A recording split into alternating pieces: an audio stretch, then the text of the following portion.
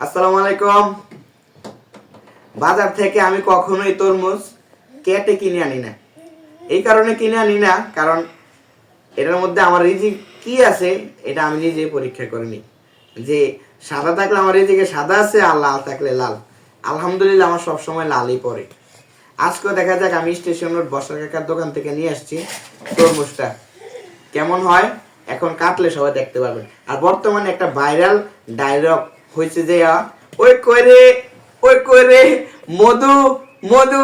এখন আমি দেখবো এটার মাঝখানে মধু আছে না ভেজাল আছে। ঠিক আছে, তো সবাই লাইনে থাকেন, দেখেন। প্রথমে আপনি তরমুজটাকে শক্ত করে ধরে মাঝ বরাবর যাতে দ্বিখণ্ডিত করা যায় ওইভাবে আপনি ছুরিটাকে সেট করে এই প্রান্ত থেকে ওই প্রান্ত নেবেন।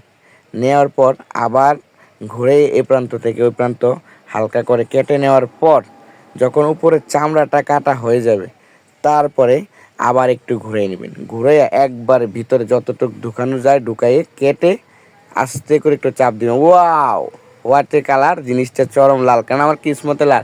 আর শুধু লাল না, জিনিসটা বাউল একবারে। আর খাওয়ার পর যেটা বুঝছি সেই লেভেলের মিষ্টি। ইফতারের সময় কামো তো এই লাল না করে কি পারে। তো ভালো থাকেন সবাই।